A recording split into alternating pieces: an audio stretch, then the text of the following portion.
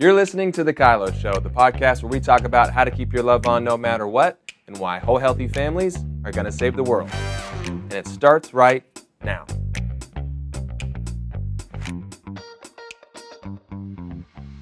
Hello, everybody, and welcome to The KYLO Show.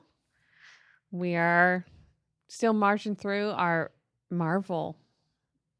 Personal growth. We're trying to communicate that we recognize there's a flow, there's a pattern, there's some steps, there's some, if we can just keep in mind, we've been through mission, purpose. You have to have a destination to ever get somewhere. You have to know you're going somewhere, right? Yes. So destiny, there's a reason you get out of bed in the morning. What is it? Well, that would be your mission in life, right? And then we talked about authenticity. Talked about realizing that there's some things about yourself that are just not negotiable. They have to stay that way. Or you are a double-minded man or woman, unstable in all your ways, tossed about by every TikTok or Instagram post that you stumble across, and now you've changed your whole core values because it's popular. But when you drill down to your authentic self, you end up with stability. You end up with truth. You have truth. You're like, I know this to be. And in our case, this is the Word of God. This is, I feel the conviction of the Holy Spirit on my life around these kind of things. So that would be really what you're getting at, and being able to communicate that. We're now on to responsibility. Dun, dun, dun. Oh, such a heavy, weighty word. I know, it is. And why would anybody try to design a world that undermines responsibility? Oh, probably the people that don't want to be responsible. I think it's the people that, because so much of it has made its way into our culture. Sure. And then it's reinforced even in our children, in our education system, in our what we teach our kids. I mean, there's some craziness around training children to believe that they're victims. Yeah. I mean, I get that there are children that are victimized. Got it. Don't leave them there. Yeah. Don't let them be victimized and then leave them powerless. That is the dumbest plan in the world. I mean, it's seriously, why would you do that? So undermining personal responsibility is a long-term disaster for everyone around that person. Yeah. I mean, it's so sad to watch people, young men in particular, just tripping over themselves to get to Jordan Peterson right now because he says, you need to be responsible. Like, oh my gosh, I've never heard anything like this in my life. Except for your mother, probably. Yeah, maybe. I don't even know about that. I think that, it's been a long, hard-fought battle to train this many people to think somebody owes them something. Yeah, it's quite a crazy thought that we've given up so much responsibility of ourselves and ownership of anything that as a parent, I was listening to, Becky had a message yesterday, and she was talking about her work ethic growing up, which is a great message. It was pretty funny. Becky Johnson at Jesus Culture? Yeah. There you go. Okay. And, but she's been working since she was, 14, 13. Born. Yeah. Yeah. And she's talking about Mary and Martha and the difference between them. And I was just laughing, thinking, some of us are bred this way that we just. Is she the oldest child? I think she is. Okay. I'm not sure, but she's bears the responsibility thing. But there's this extreme ownership and can be not as good as well. And so she was just talking about not engaging in the present because of trying to accomplish all the work part of it. And I was laughing because her and I are close to the same age. She's a bit younger than I am. But this next wave of young adults behind us don't have this. Like, I got a job when I was 15 and a half, and I've been working since I was 16. And, you know, there's a lot of kids that don't do that. I mean, even Lainey, she just got a job. I mean, she had a job. Now she's looking for a new job, but she's 17. I'm like, this is so weird. It's just different. I know. My world was survival. You were working at 11, probably. Wow, yeah. It was survival. It wasn't like, I wonder what job I want. It's like, I'll work here for nothing. Yeah. You know, I'll do it for free. Yeah. If I'm going to pay any bills, It is funny just culturally how I would say that our kids are responsible. And I think the pandemic threw a wrench in a lot of plans for someone of Lainey's age as far as what we were doing. But she's wanted to get a job. I'm not saying she's not responsible, but, you know, room for growth. Absolutely. We're working on it. But I don't feel like she's walking around entitled and trying to get out of responsibility as much as I think for her, there's probably, and maybe other people, that it's kind of scary to take full ownership of your life and embrace that reality rather than I'm entitled to you serving me. I'm afraid I'm going to make a really big mistake. I think that's another piece of responsibility that, you know, as an adult married with kids, that can be pretty scary. Like, your little life depends on me, or, oh, I made such a big mistake, I could get myself fired. But in that, there's so much growth that comes if you're willing to look at it that way. And responsibility in the context that we're talking about it's way big. You know, it's like, have you developed the ability in your life to respond to what's in front of you, to choose what you're going to do, to choose your behavior? Manage yourself. Or are you still reacting? Are you just like cause, effect, cause, effect? You simply can't help yourself but predictably get really scared, get really angry, get really controlling, get really defensive. Are you still living in this perpetual reaction state to where you can't choose, you know what? I'm going to keep my love on. I'm going to be honoring. I'm going to be respectful. I'm going to choose my reactions, my responses, my behaviors out of this moment instead of simply just act controlled by the stimulus. And I think this is where the personal growth element, so vital, is that I have decided that no matter what happens out there, these will be on my menu. Only these items will be on my menu. Those things are off my menu. And I think that's part of the maturing process. I think one of the last episodes or somewhere, I don't know. So these all start to run together a little bit in my head sometimes. But you said control your freaking self, and it does feel like so much of self-control is my ability to be in charge of what I'm going to do, what I say I'm going to do, what I say I'm going to own, what I say I'm going to follow through with, what I said I was going to say no to. I mean, it's a lot about self-control in my responsibility to what I said I was going to do. Yeah.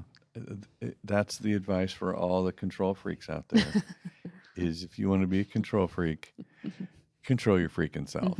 You know? We could get that on mugs. Maybe that's what we could control sell. Your freaking self. But you have to kind of put context to it. Otherwise, it no, I just like it. I just like it's control freak. Control your freaking definition. Self. Control your freaking self. There you go. I think this particular aspect of personal growth goes underemphasized for parents, for married couples, for men, as women, as fathers. There's just a developing of it's nobody's job to manage me besides me. So if I don't manage myself, if I don't control me, I am out of control. And that's that emotional spin we get in, that's the physical decline we get into. It's the often it's what leads to depression. I mean, the Bible says that anxiety leads to depression.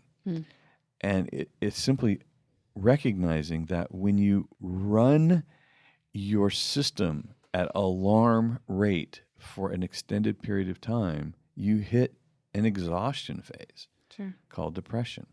So there has to be my willingness to take responsibility to do something for that, which is why all of us have a tattoo that says, "What are you going to do?" Because we work with people. Working with people all day, and you hear their deal, and they're used to somebody who cares is going to move towards responsibility for them. You're like, "Oh, no. Oh, please don't do that. Please don't take the irresponsible person's responsibility away." Yeah. Actually add some to them with that statement. "Oh my gosh, you sound stressed out. Oh my gosh, you sound really worried. Oh my gosh, you sound like things are out of control. What are you going to do?" When you slide one of those across the table, it reminds them, "Oh my gosh, I'm the only one that can get me to do anything." Yeah, it's true. Or not. Or not. And that's more of what's missing lately. I'm not going to do anything. I don't feel like it. The feeling like doing something, being the reason why we do something, is so incredibly dangerous these days. It feels that it's so strong that my emotions are the only truth to what I should be doing or not be doing. And I think those emotions, I'm an emotional person. I think they're great indicators that there's something going on. It doesn't mean that it's completely true. Like I could be mad at Ben for how he handled a situation and start to feel, hurt and angry and deceived when really it was a miscommunication. But my emotions turned it into a beast when the truth was, oh, we had a breakdown and I got scared.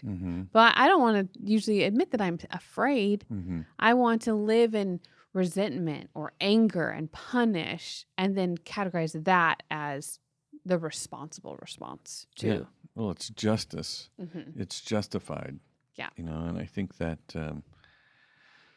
there's a fantastic book out there called Leadership and Self-Deception. Yep. And it's an older book. I mean, it's been around for a while. It has. I recommended it a bazillion times, but the whole context of it is around the idea of honoring your heart, honoring the small, still voice in your heart. And I don't know if the example's in the book or if I came up with this. I can't remember. I've said it so many times, I don't know what the source was on it. But we'll just say, yeah, both. It's great. yeah. If it's not in the book, I came up with it. If it's in the book, okay, now we know. But the idea that you're laying in bed next to your wife and you have a newborn baby, and that baby starts to cry. Yeah. And you go, "Oh gosh, Rochambeau in your head. So the husband just lays there and plays dead, right? He just plays dead like, "I'm such a deep sleeper. Nothing wakes me up." And the wife's over there, and she's either doing the same thing or she's just flat out exhausted. One of the two. But the guy's just laying there, and the small still voice in your heart says, "Protect your wife, serve your wife, get up." Take care of the baby. Yeah. And so you do. You get up and you take care of the baby, and you come back and you sneak back into bed because she's undisturbed, because she's so beautiful and she's such a good mom and she's so tired and she deserves the rest because she is just doing her best, right? And you go back to sleep. Yep. Or you hear that voice and you lay there. And you betray your own heart. This is what Adam did, right? Adam blew it when he betrayed his own heart. Mm. He had the voice in his, don't eat of that. Don't you do it. Don't you do it.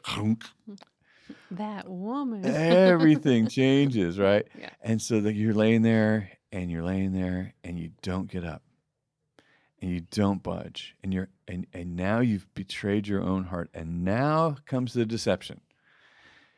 Deception changes your reality to what kind of a mother would just lay there while her baby cries. The selfishness. Doesn't she care that I have to work tomorrow? I have to work too. There's not just one person in this family working. I got to work too. I'm tired. She can take a nap. I can't take a nap at work.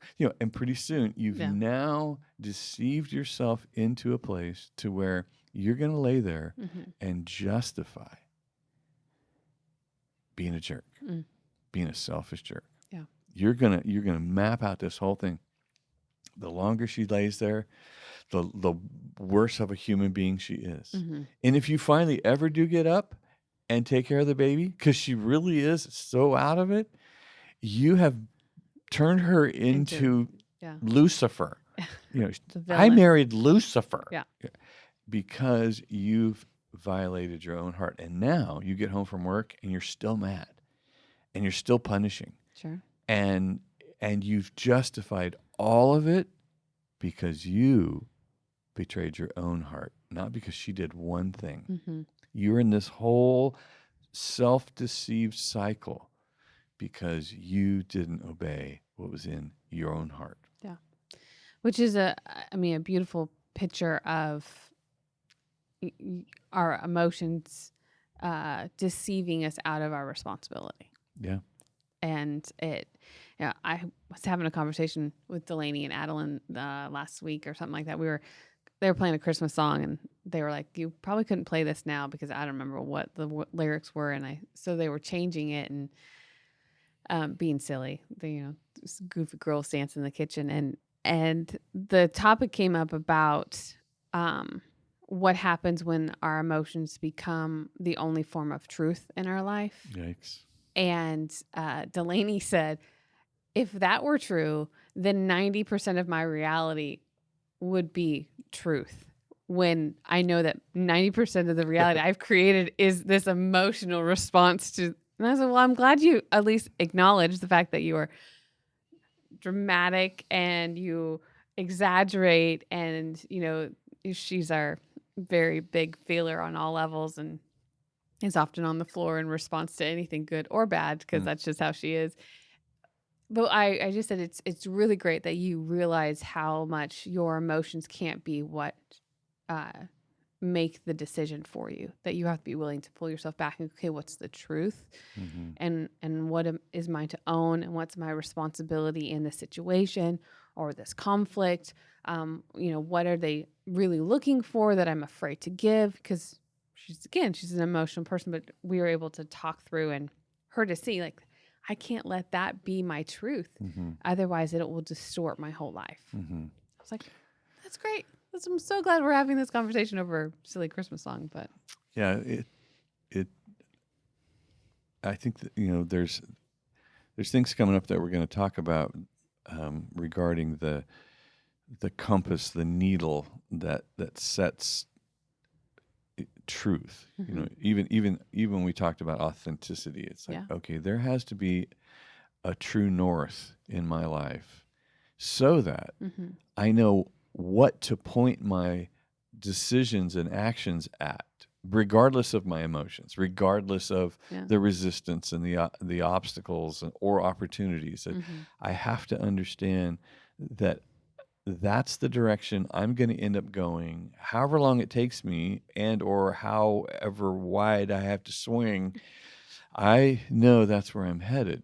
So the mission and authenticity piece of it ties into, okay, now that I can tell myself what to do, what will manage that? What would be the target of my self-control, of my personal responsibility? And so Lainey's learning, I have to have a target, or this could be a very dizzy ride for a while. Otherwise, she's living in Alice in Wonderland, Yeah. all the time. Like, nope, Mhm. that's not real. We talked about, or on our notes, is the 3 C's: Mm-hmm. clarity, consistency, confrontation. What does that mean in responsibility? How do you play that into, if you were to break those down? Clarity is exactly what I was just mentioning, which is for a leader, Mm-hmm. it's my job to clarify the destination. Mm-hmm. Like, where are we all going? What are we all doing? Why are we doing this? What's required of each player? Mm-hmm. What's everybody's role? And then if something breaks down, we like to call it communication. Like, oh, I didn't communicate with you, or you didn't. We have a communication problem. I always want to trail it back to I wasn't clear as a leader. I didn't get clarity. So personal responsibility, it starts with the leader. So if that's the parent, or the the leader of the company, or the pastor, whoever it is, communicate personal responsibility by demonstrating it and saying, okay, I must not have been clear enough. I must not have clarified the objectives enough. I must not have defined the target well enough. I must not have made those instructions clear enough. And the person says, oh yeah, I understood what to do. Like, okay, well, okay, Not it. okay, then that wasn't the problem. Yeah. But let's start there. Let's start with, okay, I wasn't clear, Mm-hmm. and then let's build into our environment a way to anticipate getting your needs met. So maybe in a family, this is part of the breakdown of families getting together with dinner. At dinner, like I was talking to somebody the other day, and they said, it's just a rhythm in our home. We have dinner together every night, and my teenagers are just flipping out. And nonetheless, this will be a heartbeat of consistency in our home, and we will go around the table. And she says the highs and lows and all that kind of rose and thorn stuff. Yeah. I'm like, oh my gosh, this is awesome. And she has this amazing family. That's great. Because there is consistency. There is a rhythm to the flow of the home, to where people can anticipate places where they can communicate and get their needs met, where other people can get needs met from each other. So in a organization, that would be staff meetings or check-ins or whatever. In a family, it could be as simple as dinner time, or there's just a rhythm to check in with the kids, and date nights with the kids, or bedtime routines, or all that stuff. Yeah. Some place where there's plugging in. And then when either of those get off, so we lose clarity or we become inconsistent, somebody throws a flag in the air and says, we need to talk. Yeah. It's time for a confrontation. We've got to confront ourselves. We've got to have a face-to-face conversation, which is what confront means, is face-to-face conversation, or let's explore an issue face-to-face. Has nothing to do with grenades and bullets and swords and combat. It has everything to do with let's look at this thing together. I think it's Isaiah. I think it's the first chapter of Isaiah, where he says, come and let us reason together. And though your sins be as scarlet, I can make this all clear. I can fix this if we'll just come and talk. Yeah. Like that. That's usually what happens, is we realize, oh my gosh, we've let this go astray. We violated our authenticity. Yeah. I love the consistency, clarity, consistency, confrontation, all those things. I know that I speak a lot with parents about consistency when they're introducing the tools into their world. It's often a place where you'll just have a bunch of confrontation if there's a lot of lack in consistency. And Well, and a lot of lack in clarity as to what is your goal in this family. and it's not really confrontation because we're not adjusting to get back on Sure. track because we It's don't just have conflict. a track. We don't have a track. Yeah. There's no clarity. Yeah. And so there's tons of anxiety there, and that Yeah. system's going to wear out. Yeah. So consistency, it's usually seems to be an easier target for families to understand that consistency needs to be a priority. Mhm. And in that they find clarity, and usually when there's conflict that arises, it's because they got off kilter with what they were trying to do. And I think it's funny. We've just everyone's been gone from the house, and so me and the younger kids have been home, and we're eating dinner whenever, wherever we get to be together. I know that's all song, but it's just funny because we never went into the dining room one time while we were here. I think Lincoln asked, when are we going to have dinner together? Because you guys came home, and I said, well, I don't think so because we're all leaving town again. And he's like, oh, it's just this funny little thing that We're inconsistent. If this continues, he's gonna be he's bringing gonna some have confrontation. It really Yeah. is. But it's just funny how much they notice that when little things start to get off, because we have created a value for it. Yeah. I mean, there's clarity around the importance of consistency. Mm-hmm. And when we get inconsistent, everybody feels it. Yeah, totally. Mm-hmm. So awesome. Well, I think that our responsibility part of Marvel is powerful, but it's a great flow to all the things before it. Understanding your mission, authenticity. It is the next wave of ownership to what you want to see happen in your world, which is great. It's awesome. Good stuff. So if you want to be responsible and have some ownership in our podcast with us, and you want to give us a review, we would love that. Yeah. We have like little feedback. Yeah. Mm-hmm. I mean, it's always fun to read the reviews that come in from I don't know, Apple or Spotify. I think those are the biggest platforms that people listen to us on, but it just helps. It helps people really trust that this is a powerful place to get help and encouragement from. So if you feel like having your ownership and promoting our fun that we're having here on the show, we'd really appreciate it. So I don't know where you do that. Wherever you listen, I guess that's where you should go and post a review, which would be awesome. Even YouTube. There's some people that watch us and said, yes. Hi. Yeah, we actually video this. I don't know if you knew that or not. Yeah, that's true. It's all on YouTube. It is. All right. Well, we're going to jump into questions, and we will see y'all soon.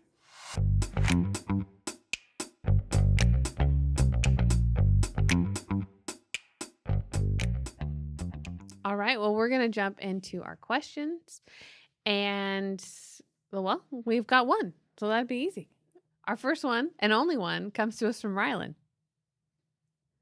Hi, Danny and Brittney. This is Rylan. It's been ages. I miss you guys. Love you so much. Quick question. My husband and I had a conversation about how long his parents should visit a while back, and just really expressed my kind of anxiety and trepidation around them coming for 6 weeks. He really wanted them to come for 6 weeks, and that was the time frame that they had available. But they told us to discuss it amongst ourselves and to decide what times would be best for us. And so, kind of long story short, we had several conversations, me just really trying to express my heart around it, that I don't want to get in the way of a good visit, but that just felt too long. And then he kind of assumed to say, well, this is a God thing. This is ordained by God. And so if my only options are to obey your feelings or to obey God, I'm going to obey God. And it's kind of happened before on different desires. It's kind of suddenly a spiritualized decision. And I feel like my voice gets taken away and I'm not powerful anymore. So I'm just trying to kind of navigate how to remain powerful and loving when kind of the God card is pulled out. And so anyways, I love you guys. Thank you so much for your thoughts. I haven't heard her voice in a long time. I know. I miss Rylan. Yeah, the God card. Boom. God told me. Those always feel like a different God than he really is. when Well, that comes out like that. I think the God card is it gets used a lot in husband-wife dynamics Mm. as I'm the head of the house. I have Sure. the ultimate decision maker thing. You're like, well, the God card is an attempt to take all the power. Exactly. So I'd like every husband that uses the God card to search back in your relationship with Jesus and find a time when he took all the power away from you. Mm. Just one. Just find one time in your experience with Jesus where he took all your power away and you had to do something. Yeah. The answer is never. Yep. Never. That Corinthians passage where it says that that man is the head of woman and Jesus is the head of man and God is the head of Jesus. You have to kind of comb through there and go, okay, let's see, what is it that Jesus can't do under the headship of the Father? Let's see, what can't he do? Well, he created everything. He's King of Kings, Lord of Lords. He's, I'm not even sure what the Lord of Lords can't do, Mm-hmm. And it's the connectedness of I only do that which I see my Father doing, that my Father's will is my bread. That is Jesus' decision. That's not the Father's trump card. That is not, I'm throwing down the Father card on you and you have to do what I say. Did Jesus have to go to the cross? No. Yeah. He didn't. I mean, some people are going to have a hard time with that, but Jesus endured the cross for the joy set before him. Not Jesus did the cross or the Father would have punished him. Yeah. This is some strange leadership dynamics that most people that pull out the God card don't pick up. So what is it that man can't do under the headship of Christ? Well, I think he can do all things through Christ who strengthens you. Mm-hmm. Nothing is impossible. I mean, the freedom under the leadership of the Father and the Son. Mm-hmm. But then we get to what can't women do under the headship of men? Well, there's a whole big hole. Here come the rules. Here comes the list of things because, women can run countries and they can run cities and they can run Fortune 50 companies, but they can't be elder in a church because that's too much responsibility. That's too much, that women can't be trusted with that kind of stuff. So this is not their place. Like, look, you totally don't understand what you're talking about when you make yourself superior, a superior decision maker because of your genitalia. Like, wow, there's a lot of women that are much more gifted in leadership than a lot of men. Woe unto us when we try to jam those ladies underneath that tiny little leadership lid you got there, guy, But that's what happens when you set up a home environment like that, instead of as a partnership, instead of as we've got to work out listening to each other really well, because primarily what you will be obeying as a husband is that you have loved and cherished and honored your woman as Christ gave himself up for her. That's your standard, that you give yourself up for her. Honor your mother and father. Yes, honor your mother and father. But you live in the home with this woman. She is one with you.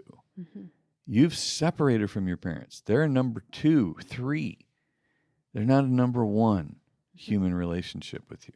So those kinds of things that are what's protecting your union. And when you throw down the "Thus saith me" card, then you've just started a very, very dangerous cycle of eliminating eyes and ears and gifts and talents in your decision. I love that. I love how you pulled that all apart. Hopefully, all the men are still listening. Because I don't. I've worked with couples that this has come up. Yeah. And there's, I think the reason why a man would throw the God card out there, sometimes it is just control and it's abusive and it's gross. And sometimes it's, I don't know how to feel powerful around you unless I do this. Mm-hmm. And so it's more even this passive aggressive way of trying to get a need met Mm-hmm. without knowing how to communicate it or find compromise. Mm-hmm. So, how do you have a conversation that leads to, speaking of like, this is what I'm experiencing from you.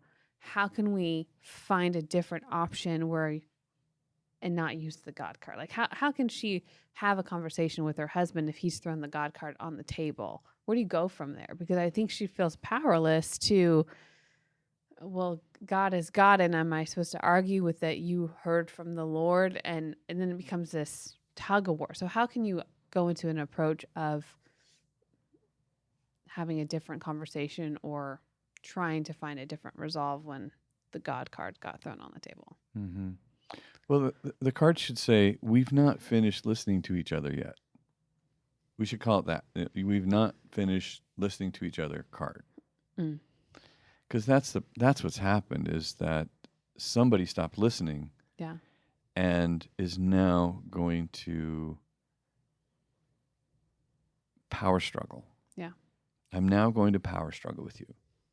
Like, well, that's your mistake. Mm-hmm. We're not here to power struggle. We're actually here to find a solution to this. And I guess, the guy just doesn't want to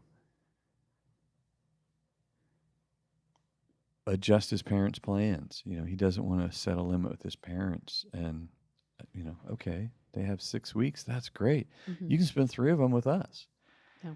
Yeah. Half of that time, you can have what are you going to do with the other half, guys? Oh, we were planning on being there the whole time.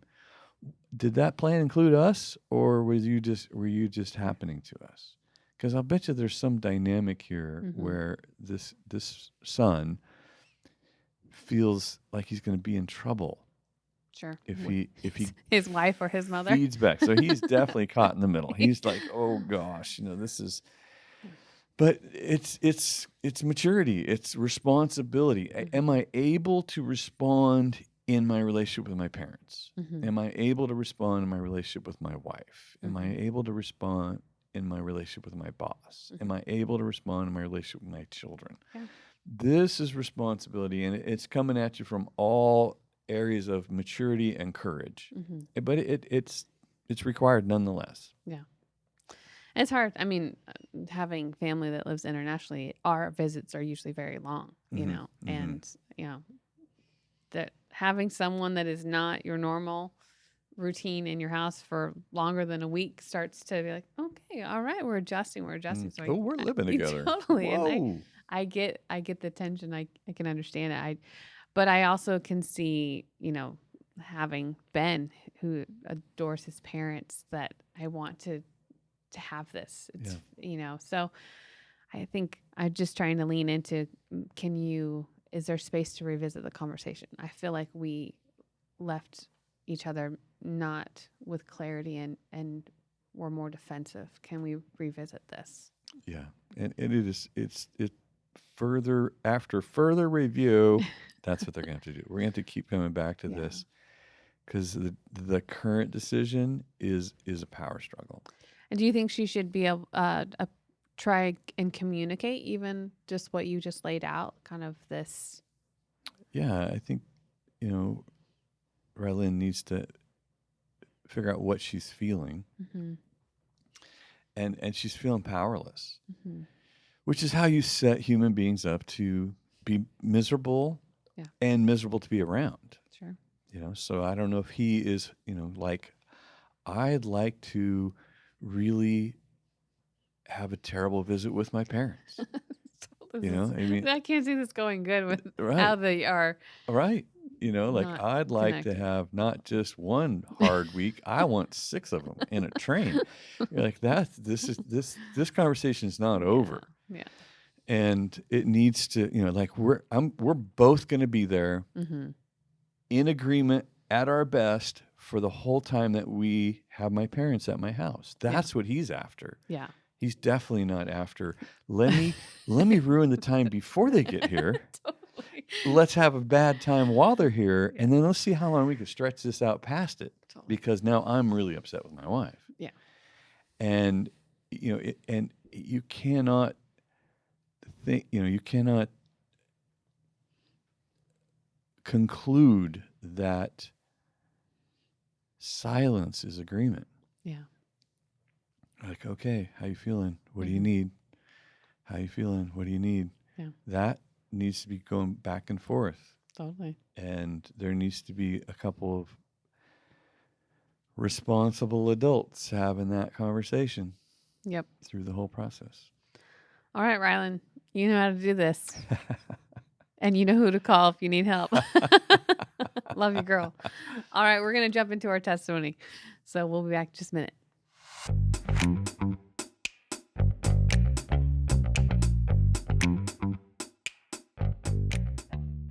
Okay, so today's testimony comes to us from Cora. Hello, my name is Cora. Thank you guys so much for what you do and recording the podcast. I want to share a testimony regarding my relationship with my daughter.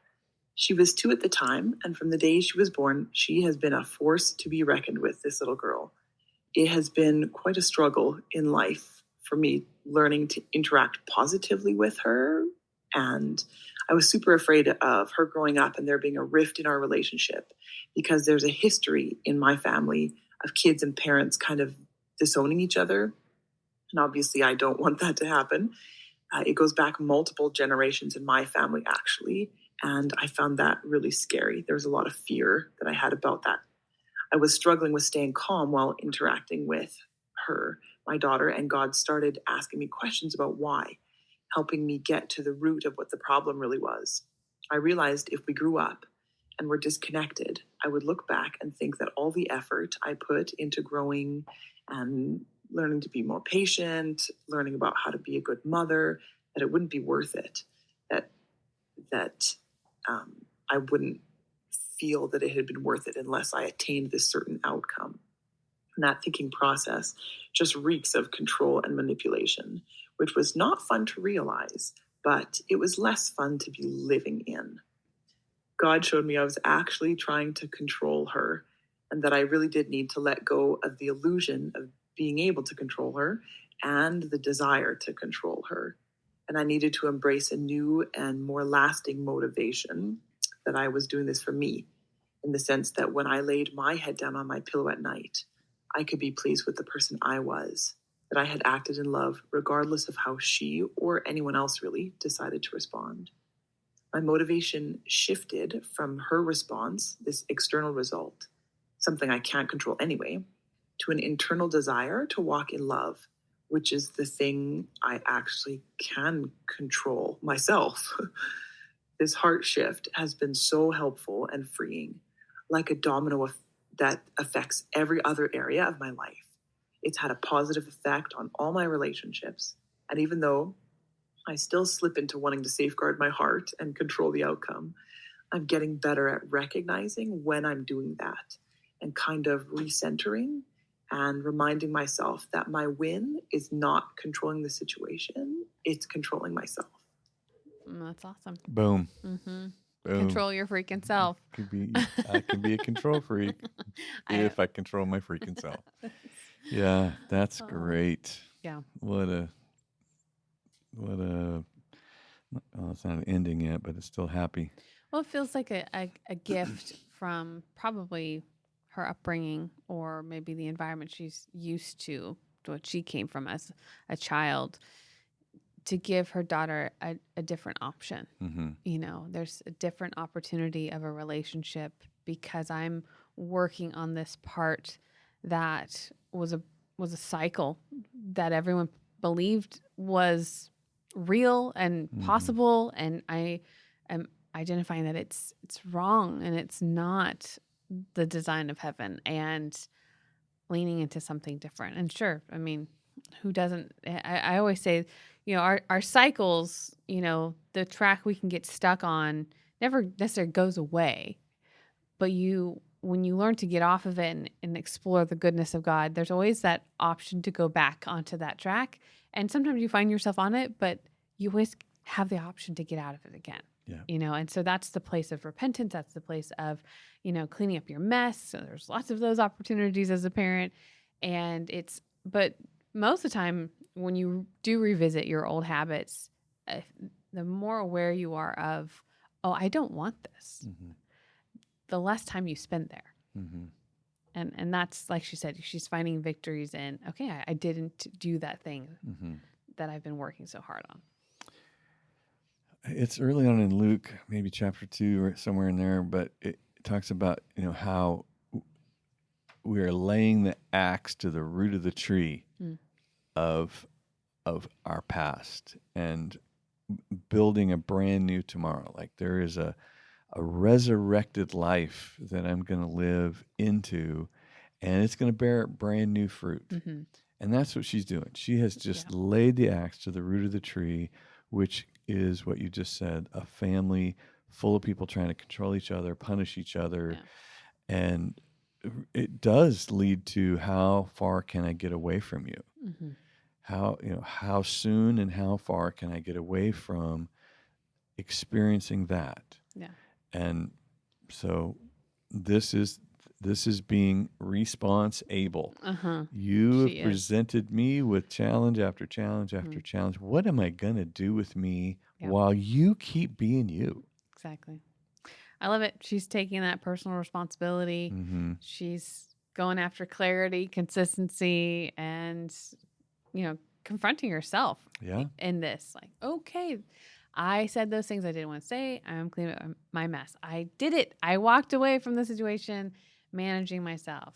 She is doing all the things we just talked about, which is awesome. And she's creating a leadership culture. She's creating a family culture. The confrontation is going to be, hey, little girl, we don't act like that here. Totally. What are you going to do? It's passing it on and letting them develop it in themselves as well. So it's for great. sure. That's how we create whole and healthy families, right? That change the world. So good. Awesome. Well, thank you so much for joining us here on the KYLO Show, and we hope you have a wonderful rest of your day. Thanks for listening. Never miss an episode of The KYLO Show by subscribing to Apple Podcasts, Spotify, or watch us on the Loving on Purpose YouTube channel. Don't forget to submit your questions and testimonies to thekyloshow.com.